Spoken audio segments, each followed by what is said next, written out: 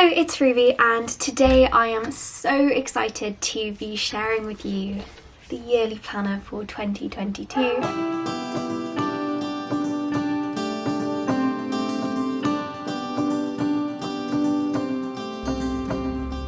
Somehow this is now the fourth planner which we released. I'm so happy with how it turned out. The format is very similar to the academic planner which came in September. The weekly spread is very similar, but it is slightly different because instead of academics, this is designed for life planning, so organising all different areas of your life as opposed to just academics. This planner will probably be best for you if you're not in education, but it still can definitely be used if you are in education. And of the two, I tend to actually use the yearly planner more myself. Like, I've got both and I do genuinely just switch between them sometimes. Last year I used the yearly planner more than I used the academic planner. I know I say this every time, but I just genuinely can't believe that it's actually ready to share because it takes so long to get it just right, to get it perfect, and it is better than last year's planner. We've responded to feedback, made little changes just to make it more intuitive and more useful, and lots of people have been asking for me to do a video like running through the planner in its entirety like I've done before, so that's what I'm going to be doing today. I'm just so excited to share it with you. Here is the planner like the academic planner, which is at university, so I don't have it with me. Like the academic planner, this has got a celestial star design,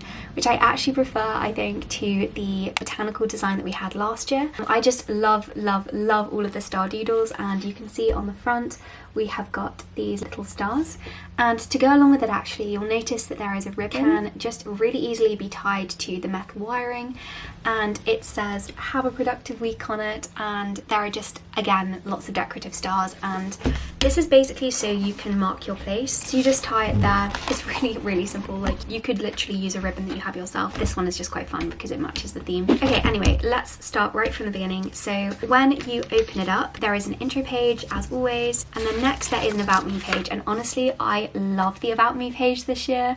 I think it's better than last year's. Okay, so from my own experience, I love setting up my planner at the beginning. It's so much fun, but I find it's always quite boring when the about me page is literally just, you know, what's your email address, what's your name. I always liked answering like more fun questions about myself, and so that's exactly what these pages do. This changes from planner to planner because I think it's fun to change.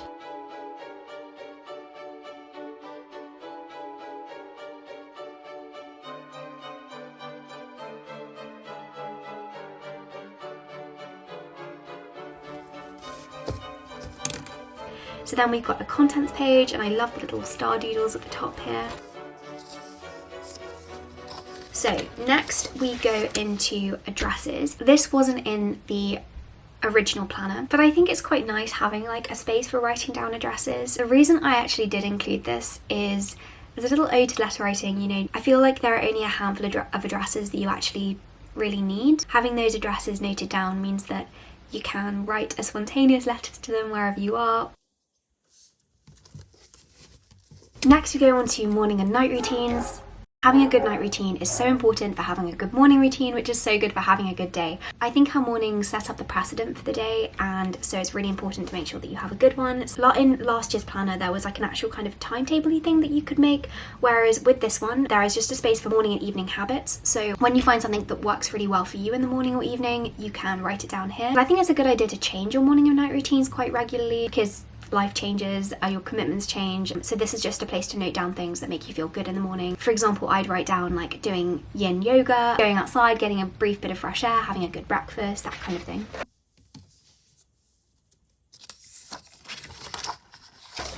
Now we have a space for New Year's resolutions, then things I want to accomplish. So we've got things to accomplish this year, in the next 5 years, and then in the future with some neat little tick boxes. Then things to do in 2022. This is like a massive master to-do list where you can just sit down at the beginning of the year and get excited about what's going to come this year and like make a list of all those fun bucket list activities you want to do.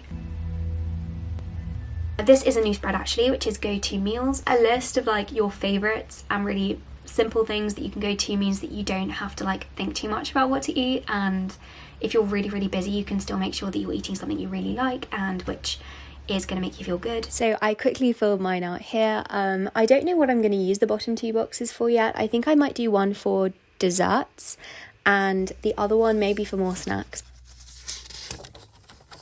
Now we've got a space for expenses. I love how this page looks. It says Bank of Pumpkin Productivity, which I just think is quite a cool detail. And then my favourite spread, which you know, if you've watched any of these videos before, you'll know my favourite spread is the book related ones. Of course there has to be book related pages.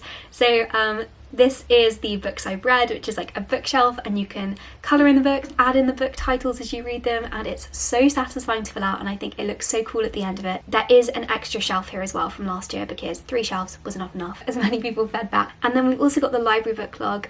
Libraries are such a blessing. We are so lucky to have access to books through libraries. It's just such a great resource, and we really need to keep our libraries going because many libraries are struggling, especially after lockdown. So this is just a place to keep track of your due dates. Make sure that you do return them on time, because I'm definitely guilty of sometimes forgetting to return my library books. Here's just a quick example of how you'd fill out the table. It's very, very self-explanatory. Next we've got recommendations, where when people mention like a film or a song or a book that they think you'd like, you can just jot it down here so you don't forget. And then we've got a simple notes page before we move into our 2022 calendar.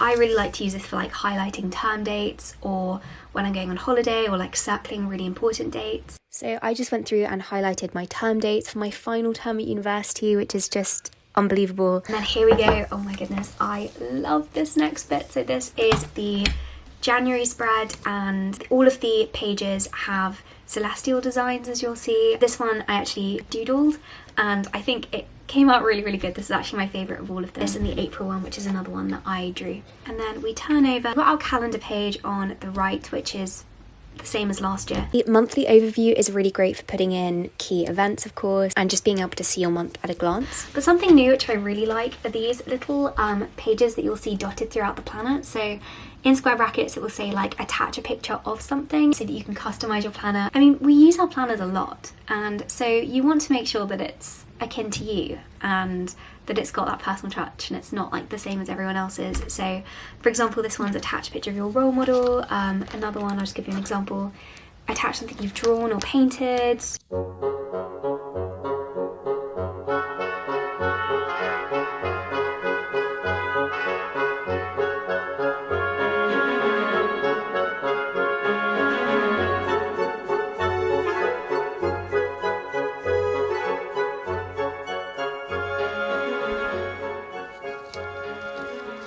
And then we go into the weekly planning spreads, 3 pages per week. A lot of planners will only have 2 pages per week, but I find that that's never enough space for actually writing down a full to-do list. You've got 11 lines per page, which is a lot more than maybe like the 3 to 5 that you might get in another planner. The weekend is bundled up into one section for the 2.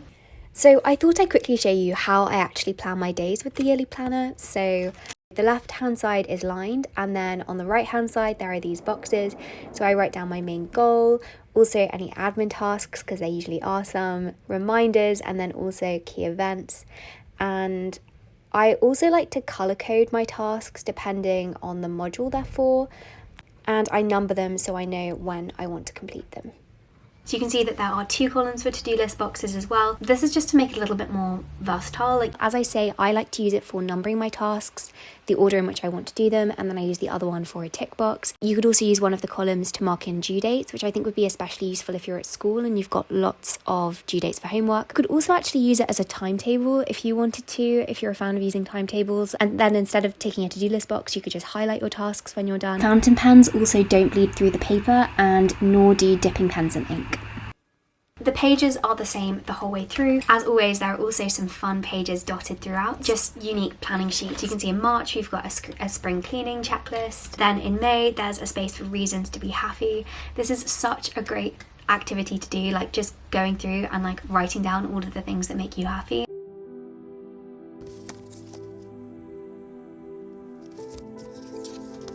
In June we've got mid-year reflections. Then in August we've got a space for a summer bucket list. This is great for just like looking forward to the summer and being excited for what's going to happen. In October we have got a bucket list, and this can be used as an autumn bucket list if you're in the Northern Hemisphere, because autumn is a wonderful month and you need to make the most of it. Then in November there's a space for things I'm grateful for.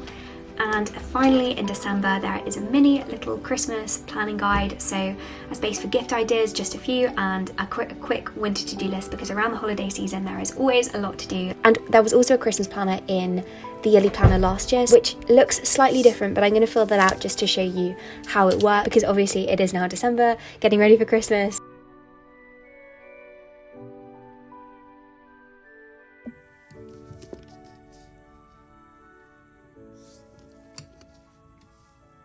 And then we get to the end of the planner. So right at the end we have a few notes pages, again dotted because I think it's more versatile. We've got 2 master to-do lists. And finally at the end, I love this spread. So we've got an accomplish this year section. Every month you can go through and just jot down like the key things you accomplished that month that you're proud of, and then at the end of the year you can reflect it, see what you've accomplished, and let yourself be like proud of yourself at the end of the year. Right at the end, I love this so much. There is a little vision board. You can fill this out how you want. Like, you might want to just cover this entirely so you can't see any of the Polaroids. You could stick Polaroids over these, you could cut out little pictures and put them here, you could draw something, you could write a quote. I just think it's a really cool page for customizing.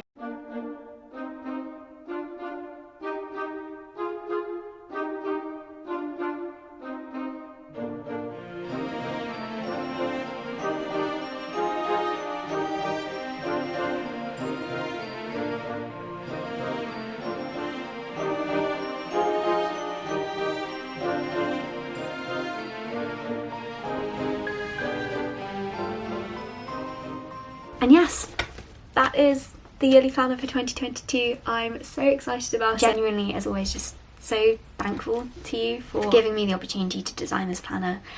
I said this when I first released like the first academic planner, but it had been a dream of mine since I was very, very, very young to design a planner. Love, love, love using my planner. I always rely on it extensively, and yet there were so many things. Like in every planner I had, there were always problems and always things that I wanted to change, and things I thought would make it more functional and useful. And so I had like long lists of things that I would add to my ideal planner, and now all of those things I've been able to include in this one. I mean, I'm incredibly, incredibly biased because I did design the planner, but genuinely I think this is the best planner I've ever used, and I am so happy with how it came out. The planner will retail for £16, and there will also be a bundle as well. The ribbon and the planner for £17. You can also get the ribbon, the planner and the notebook for £21. I completely somehow forgot to say that it is going to be available on my website Pumpkin Productivity, and we're launching on the 30th of November at 5 PM GMT. Ooh, I should also say we are releasing a timetable as well at the same time as the yearly planner. I love, love, love this so much. There is space for tracking your main goal accomplished, and then I always talk about how useful timetables are when studying. I use timetables all the time for study days and even non-study days as well. It just helps you to keep like track of your time and make the most of your time. There's a space for like writing down the times here, and then you can write in the task, and then there is a to-do list box. I've been using this template multiple times a week since I received the sample back in August, and I love it so much. It will be on the website as well. Anyway, thank you so much for watching this video. I am so excited, as I said, and I hope that you have a productive week.